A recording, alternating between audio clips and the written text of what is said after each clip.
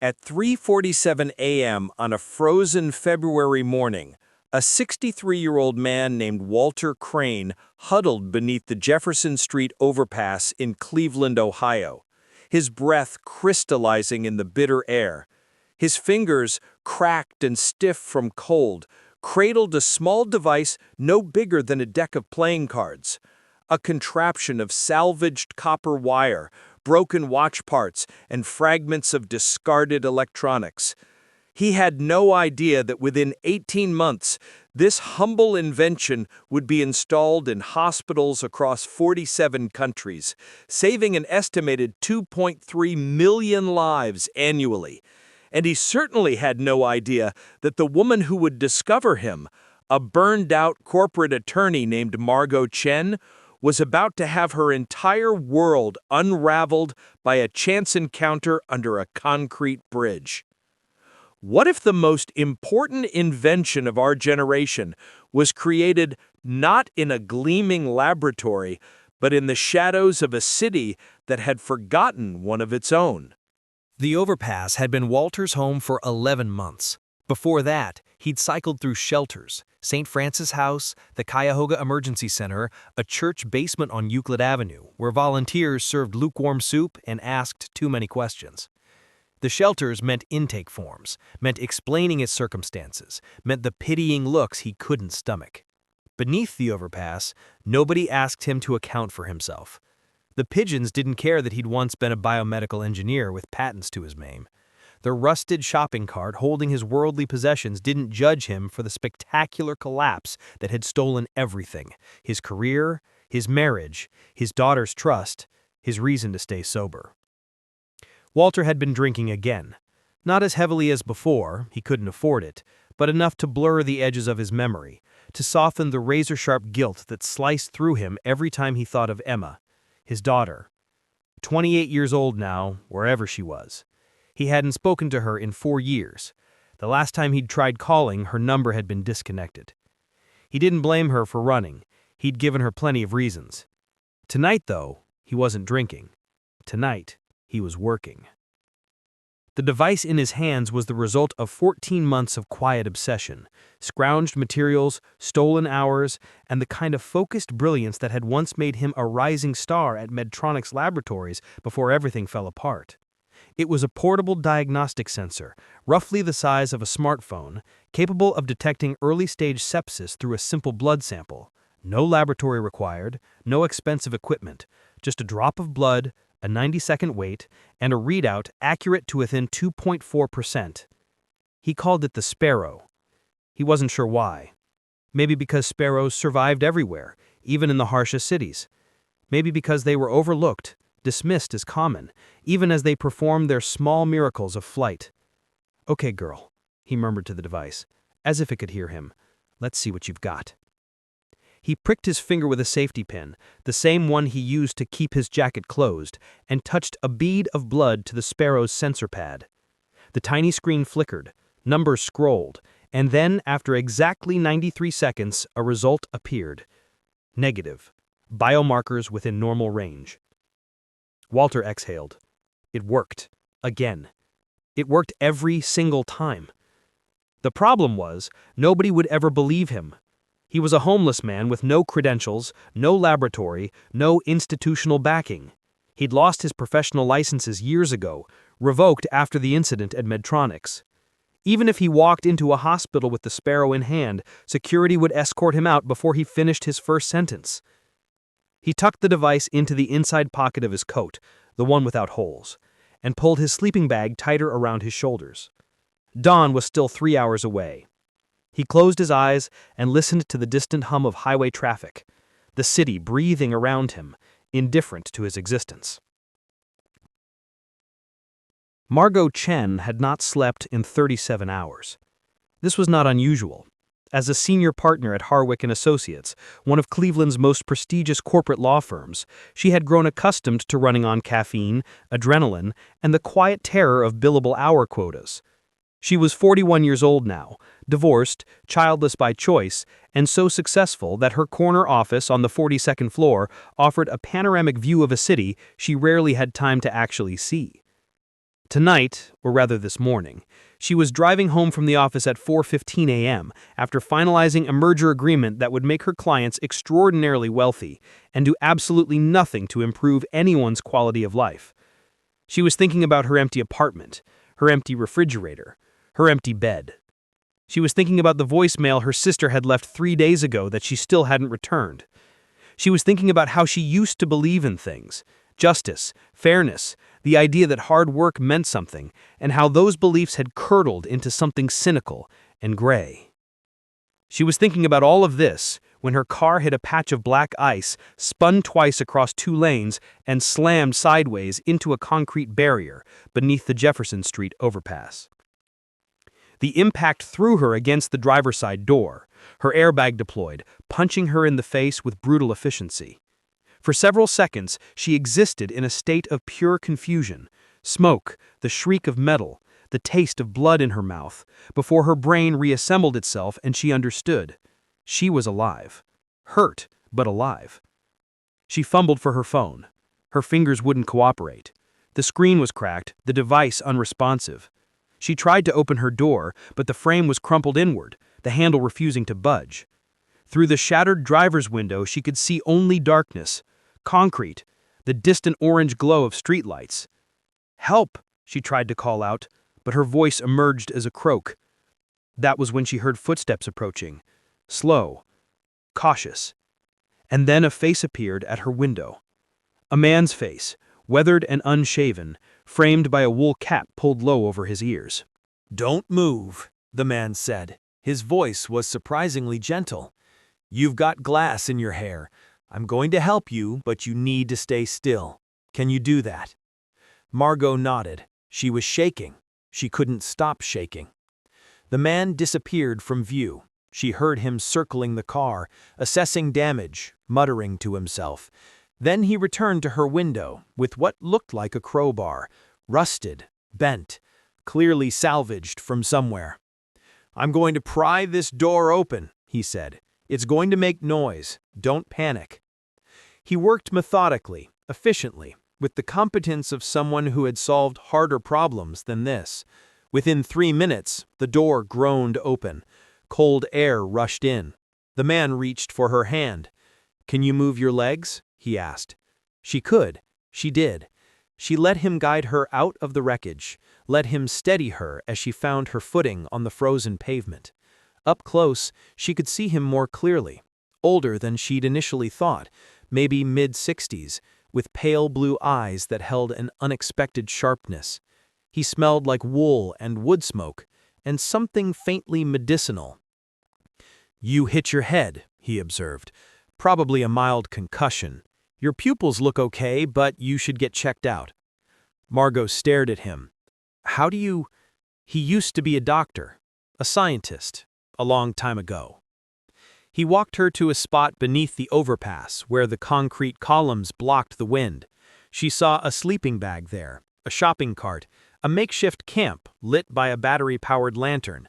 She understood then who he was, where he lived.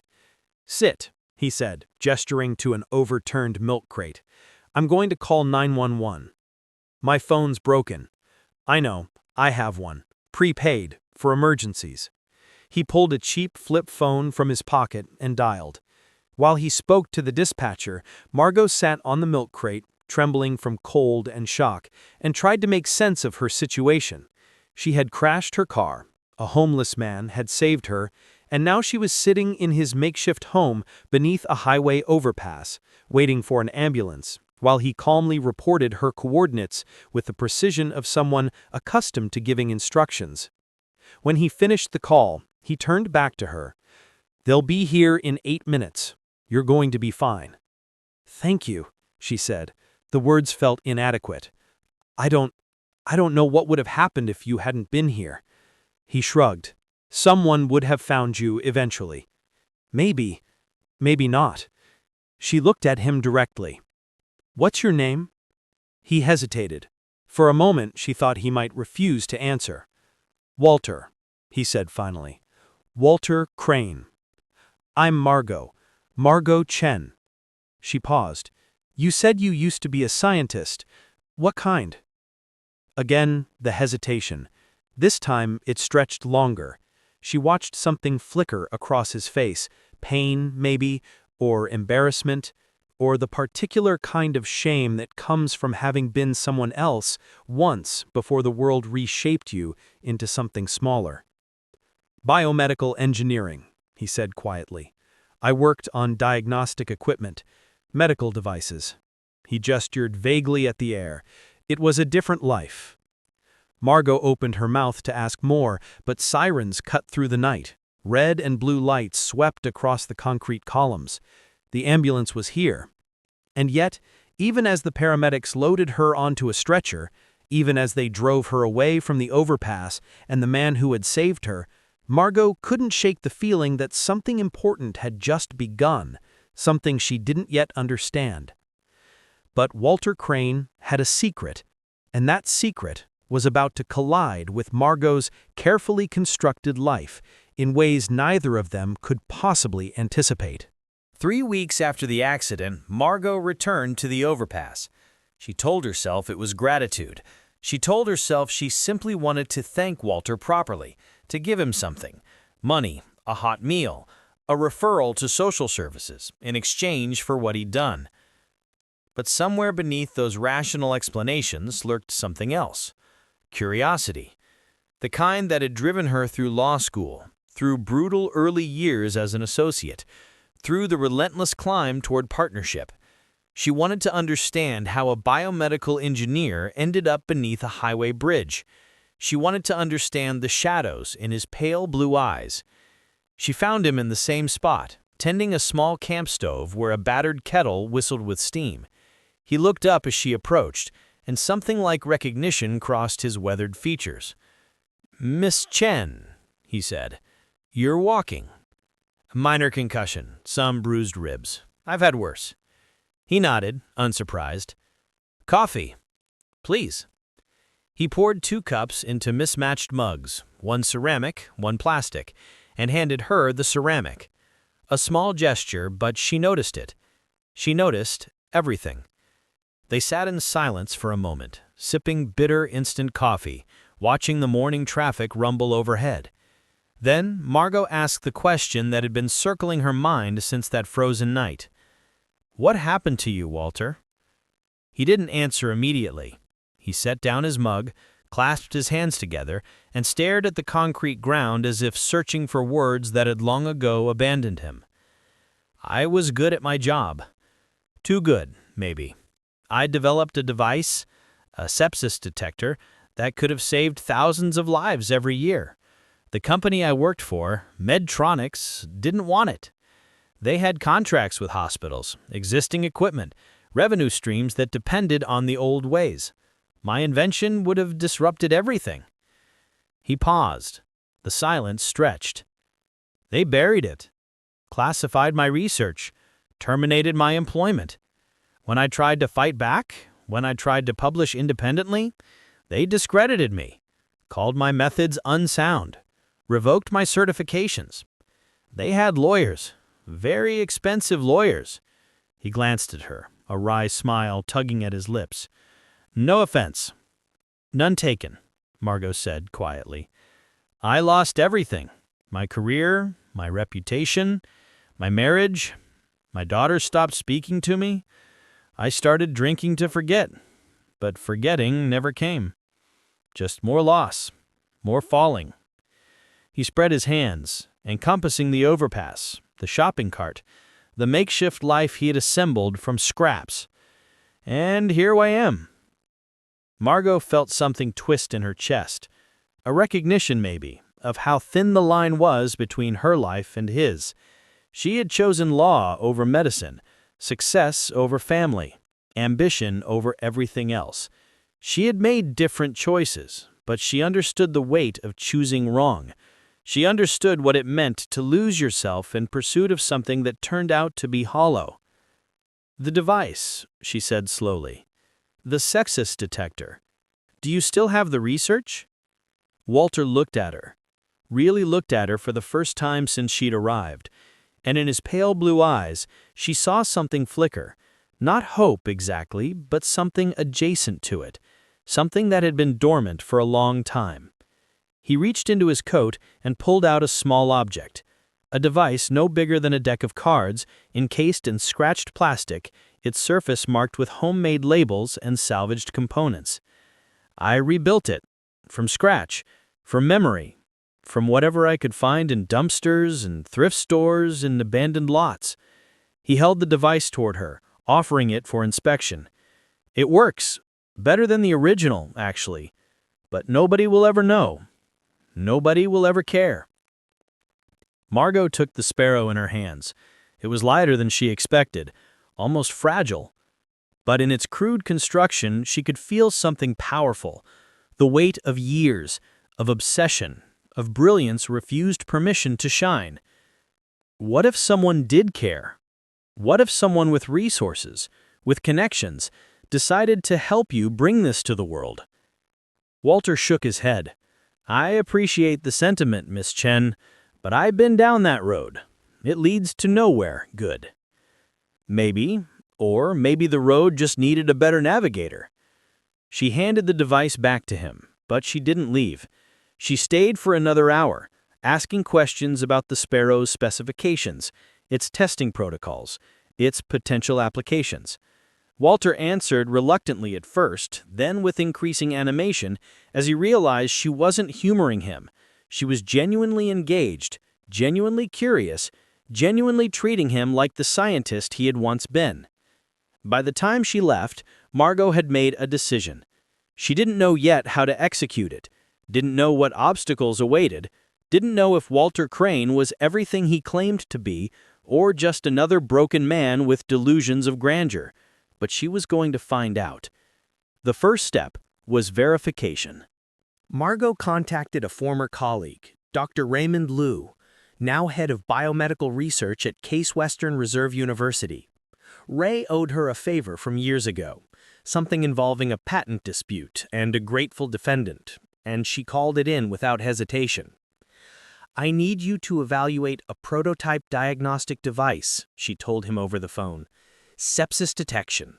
Portable, low cost, developed by an independent researcher. Who's the researcher? Ray asked. Margot hesitated. That's complicated. Everything with you is complicated, Margot. Will you do it? A sigh. Send me the specs. I'll take a look. She photographed every component of the sparrow while Walter watched, his expression caught between anxiety and hope. She transcribed his explanations of the underlying science, the detection algorithms, the calibration protocols. She sent everything to Ray and waited. 3 days later, he called her back. His voice, usually casual and irreverent, had taken on a different quality, something almost reverent. Margot, where did you get this? I told you, an independent researcher. This isn't just good work. This is groundbreaking. The sensitivity metrics, the biomarker array, the power efficiency, I haven't seen anything like this outside of major institutional labs, and even then, nothing this elegant. He paused. Who is this person? Margot told him. For a long moment, Ray said nothing.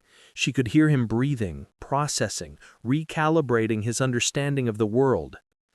A homeless man built a sepsis detector out of garbage that outperforms clinical standards. Yes. Do you understand what this means? I'm starting to. No, you're not. If this technology can be validated, scaled, and deployed, it could save millions of lives annually. Sepsis kills more people worldwide than cancer, more than heart disease in many regions. Early detection is everything, and right now, early detection requires equipment most hospitals in developing countries can't afford. This device could change that. This device could change everything. Margot felt the weight of his words settle over her. She had known the sparrow was important. Walter had told her as much. But hearing Ray confirm it, hearing his clinical expertise transform into something approaching awe, made the stakes suddenly, terrifyingly real. What do I do? Asked Margot. Bring him to my lab. Let me run proper trials. Let me validate the technology through peer-reviewed channels. If it holds up, and I believe it will, we publish. We patent properly. We find investors, manufacturers, distribution partners. We build this thing right. He doesn't trust institutions.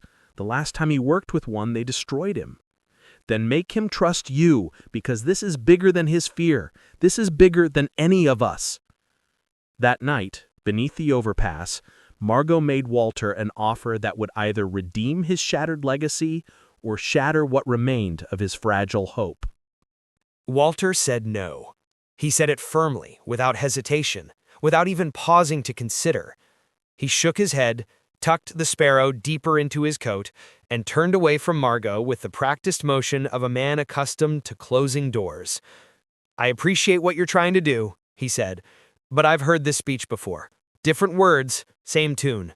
Someone promises to help, someone promises the world will finally listen, and then the lawyers show up, the executives, the people who care about profit margins and liability waivers and protecting their interests." He met her gaze. "I'm not interested in being destroyed twice." Margot didn't argue. She had expected resistance. Walter had warned her from the beginning that his trust had been shattered beyond repair.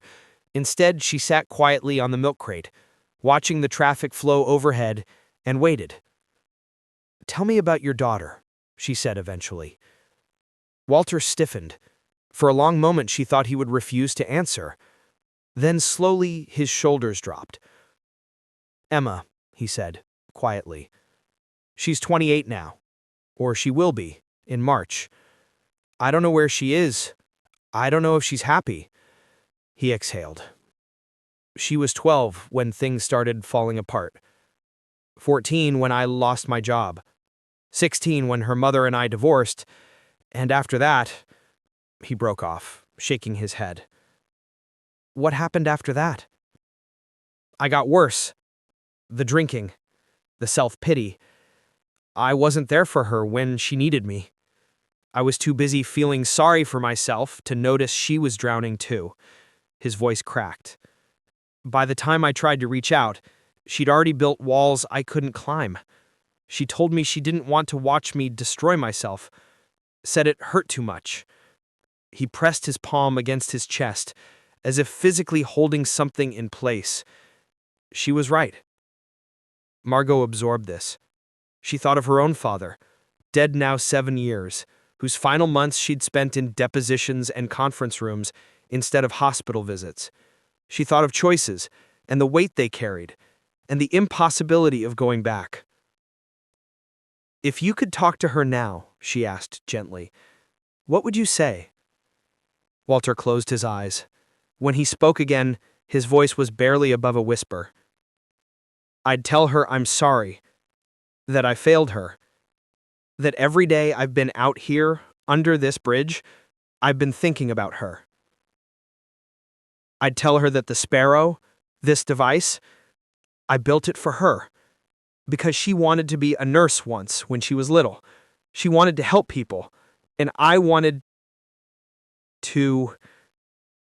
He stopped, struggling. "I wanted to leave something behind that proved I wasn't only capable of destruction, that I could create something good even after everything I had broken." Margot reached out and touched his arm. The gesture surprised both of them. She wasn't, by nature, someone who touched easily, but something in this moment demanded contact, demanded proof that he wasn't alone, that someone was listening, that his story mattered. "Then let me help you finish building it," she said. "Not for institutions, not for profit, for Emma, for everyone like her who deserves a world where their parents don't die from infections that could have been caught early." She held her gaze. "Let me be the navigator. Let me take the risks. And if it falls apart, I'll absorb the damage. You have my word." Walter looked at her for a long, searching moment. Whatever he saw must have satisfied something in him, because slowly, reluctantly, he nodded. "Okay," he said, "but I want one thing." "Name it." "If this works, if any of this actually works." I want to find Emma. I want to tell her myself.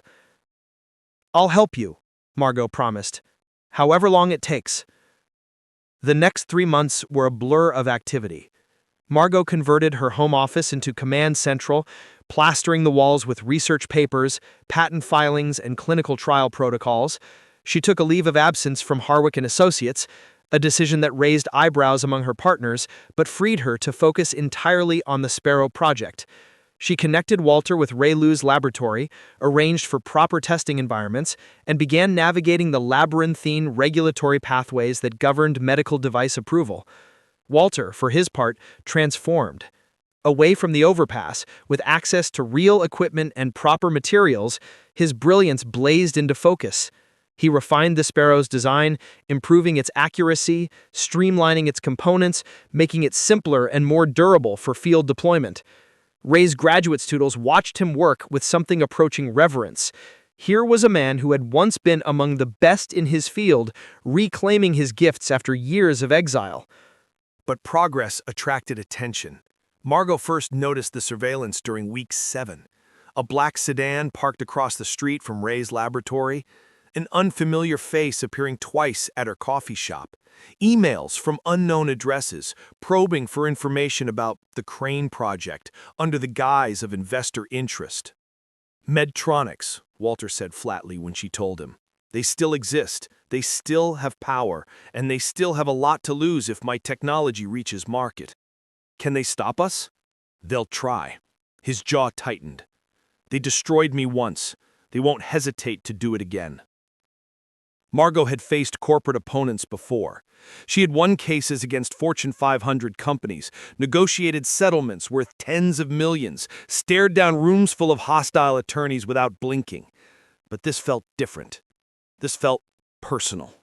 Not just a case, but a crusade, a chance to prove that justice wasn't always a commodity to be purchased by the highest bidder. Let them try, she said grimly. This time they're picking a fight they can't win. The attack came during month 4, subtle and devastating. A story appeared in a medical trade publication questioning Walter Crane's credentials. It cited his revoked licenses, his history of alcohol abuse, his years of homelessness. It painted him as an unstable crank, a delusional dreamer whose invention was nothing more than a desperate bid for attention. The story was picked up by larger outlets. Social media amplified its worst elements. Within a week, Walter Crane, recently a promising collaborator on breakthrough research, became a punchline. Ray's University quietly distanced themselves from the project. Funding prospects evaporated. Graduate students who had once admired Walter now avoided eye contact. Walter took it harder than Margot expected. She found him one evening sitting alone in the empty laboratory, staring at the Sparrow as if it had betrayed him. "This is what happens," he said quietly. "Every time. I build something good and they tear it down." "They haven't torn anything down," Margot insisted. "They've made noise. Noise can be overcome." "How? Who's going to believe a homeless drunk over a corporation with billion-dollar legal resources?" Margot sat down beside him. She took the Sparrow from his hands and held it up to the fluorescent light. "This is going to believe you. This device. Every patient whose life it saves. Every hospital that adopts it. Every doctor who realizes what it can do." She set it down carefully. "Medtronics is fighting with words. We're going to fight with proof." That night, Margot began assembling her counteroffensive. She gathered Walter's original research from before Medtronics terminated him, documents he'd preserved on encrypted drives, hidden from prying eyes. She compiled testimonials from former colleagues who remembered his brilliance. She contacted journalists known for their investigative integrity. And she made a phone call to someone she hadn't spoken to in years. Her sister, Dr. Catherine Chen, an infectious disease specialist at a humanitarian medical organization that operated in underserved regions worldwide. "Katie, I need your help, and I think you're going to want to give it." Because the sparrow wasn't just a device anymore, it was becoming a movement. And movements, Margot knew, were harder to kill than ideas. The trial in Sierra Leone changed everything. Catherine Chen had connections. Her organization, MedBridge International, operated clinics in some of the world's most resource-starved regions, places where sepsis claimed countless lives simply because detection came too late, after symptoms had progressed beyond intervention. When Margot explained the sparrow's potential, Catherine didn't hesitate. "Send me 10 units," she said. "We'll test them in the field, real conditions, real patients. If it works, we'll have the evidence no one can dismiss." Manufacturing 10 units proved more challenging than expected. Without institutional backing, Margot and Walter had to fund production themselves. Margot draining savings she'd accumulated over years of partnership earnings, Walter contributing the meager Social Security payments he'd recently begun receiving after Margot helped him re-establish his identity documentation. But they succeeded. 10 Sparrow units, carefully calibrated and packaged, shipped to a MedBridge clinic in Freetown in late August. The results exceeded even Walter's projections. Over the following 6 weeks, the Sparrow correctly identified early-stage sepsis in 17 patients who showed no outward symptoms. 14 of those patients survived because intervention began before their conditions deteriorated. 3 died, but their deaths came later in the progression than would have been possible without detection. And in each case, the Sparrow had bought precious time for families to say goodbye. Catherine documented everything. Patient charts, before and after blood work, testimonials from clinic staff who had watched the technology work miracles in real time. She compiled the data into a report that she shared first with Margot, then with her professional network, then, crucially, with medical journalists who had been following the controversy around Walter Crane. The story broke on a November morning, carried simultaneously by Reuters, the Associated Press, and half a dozen major outlets worldwide. "Homeless man's garbage invention saves lives in African clinic trial," one headline proclaimed. "Discredited scientist vindicated by field results," declared another. Within 48 hours, the Sparrow was no longer a fringe curiosity whispered about in academic corridors. It was a global phenomenon. Walter watched the coverage unfold from Margot's living room, where he'd been staying since leaving the overpass. He sat very still as reporters recounted his story, as medical experts analyzed the Sparrow's specifications, as patient testimonials filled the screen with faces he'd never seen, but whose lives his creation had touched. "It's real," he murmured, more to himself than to Margot. "It's actually happening." She sat beside him, exhausted but elated. "Yes, it's happening. But what about Medtronics? What about—" "Their stock dropped 12% this morning. They're in damage control mode. Apparently some internal documents leaked, emails from executives discussing how they suppressed your original research. There's talk of congressional investigation." Walter absorbed this. For so long, his former employers had seemed invincible, an implacable force that would crush any resistance. Now they were scrambling, exposed, facing consequences they had never imagined. "It doesn't fix what they did to me," he said quietly. "It doesn't give me back those years." "No," Margot agreed, "but it gives you back something else. Your name, your legacy, the chance to finish what you started." He looked at her, this woman who had been a stranger 3 months ago, who had crashed her car beneath his bridge, who had somehow seen something worth saving in the ruin of his life. "Thank you," he said. The words felt impossibly small. "For everything." "Don't thank me yet," she replied with a tired smile. "We still have to find Emma." Finding Emma took another month. She had changed her name after cutting ties with Walter. She had moved 3 times, relocating from Ohio to Oregon to finally settling in Vermont, where she worked as a pediatric nurse at a small community hospital. She had built a life deliberately designed to leave no trace for her father to follow. But Margot was relentless. She hired investigators, tracked social media fragments, followed leads that dead-ended and leads that didn't. Finally, in December, she obtained an address. "I can't make her talk to me," Walter said when Margot told him. They were sitting in her kitchen, surrounded by the organized chaos of a months-long campaign. "I can't force her to forgive me." "No," Margot agreed. "But you can show up. You can tell her what you told me about the sparrow, about what it meant, about why you built it." She paused. "And you can let her decide what happens next." The flight to Vermont took 3 hours. They rented a car at Burlington Airport and drove through winter-gray countryside, past bare trees and frozen ponds, toward a small town called Stowe, where Emma Chen, she'd kept her mother's maiden name, lived in a modest Victorian house with a wraparound porch. Walter sat in the passenger seat, silent, clutching the sparrow in his coat pocket as if it were a talisman. "What if she doesn't want to see me?" he asked. "Then at least she'll know you tried," Margot said gently. "At least she'll know you're not the same man you were." They parked across the street from Emma's house. Through the frosted windows, they could see lights glowing, shadows moving, evidence of ordinary life proceeding without interruption. Walter took a deep breath. He opened the car door. He stepped out into the cold.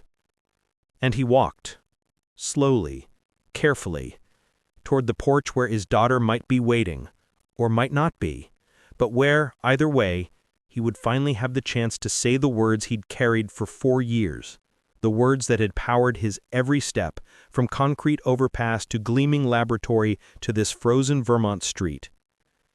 Because sometimes, redemption doesn't come from the world's recognition.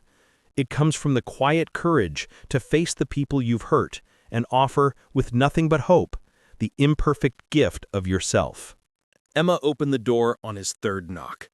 She was older than Walter remembered, of course. 4 years had carved new lines around her eyes, sharpened the angles of her cheekbones, added a wariness to her expression that hadn't been there before. But she was still unmistakably his daughter, the same dark hair, the same determined set of her jaw, the same pale blue eyes she had inherited from him. For a long moment, they simply looked at each other. Walter felt every word he'd rehearsed evaporate, replaced by something simpler and more terrifying.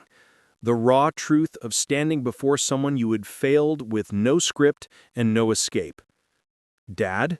Emma said finally. Her voice was flat, controlled. "I saw the news." "Emma." Her name felt strange in his mouth, precious and fragile. I needed to see you, to explain." "Explain what?" An edge crept into her tone. "That you became famous? That your invention is saving lives? I know all that. I've read the articles. Congratulations." "That's not—" Walter stopped. Started again. "I didn't come here to talk about the sparrow. I came here to talk about you. About us. About everything I did wrong." Emma's expression flickered. Something passed through it. Anger, pain, the old wounds that had never fully healed. "You abandoned us. Not physically. You were always there physically, but the rest of you disappeared. Into bottles, into self-pity, into your obsession with that device." She gestured sharply, as if waving away ghosts. "Mom used to cry every night, and you didn't notice. I used to pray you'd come back to us, the real you, and you never did." I know, and I'm so sorry. I spent 4 years under a bridge thinking about what I'd say to you if I ever got the chance. And all I can say is, you were right to leave. I wasn't worth staying for. Not then." "And now?" Her question hung in the frozen air. "Now I'm trying. I'm sober. I'm seeing a therapist. I have people in my life who believe in me. Not just the invention, but me.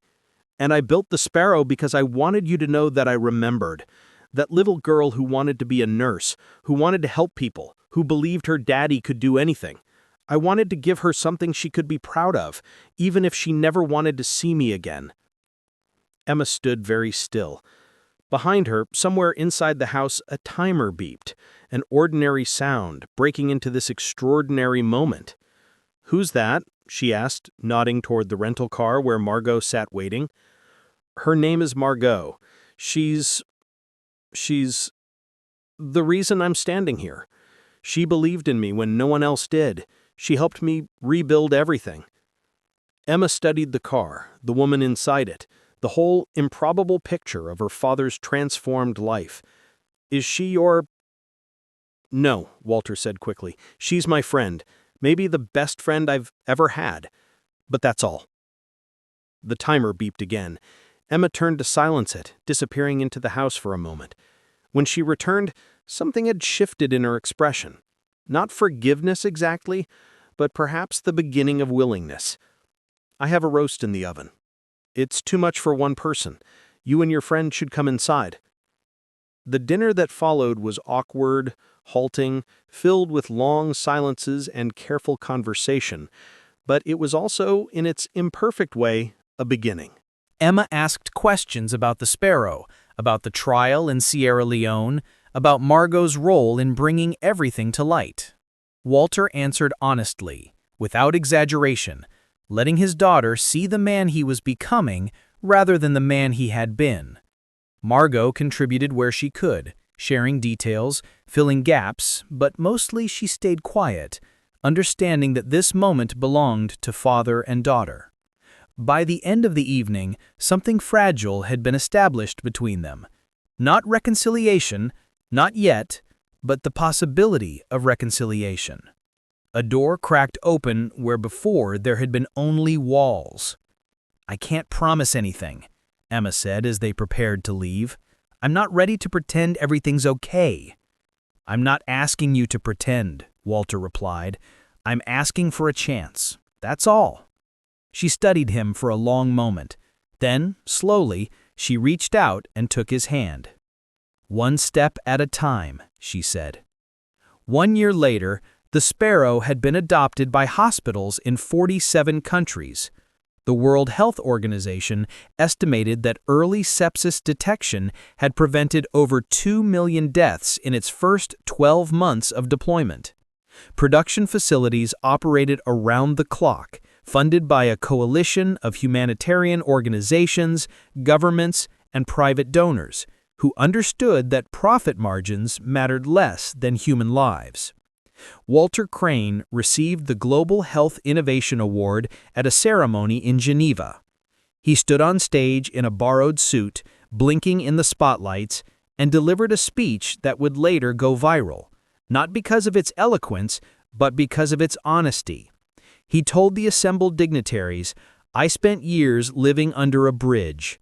I built this device from garbage because garbage was all I had. But I learned something in those years that no laboratory could have taught me.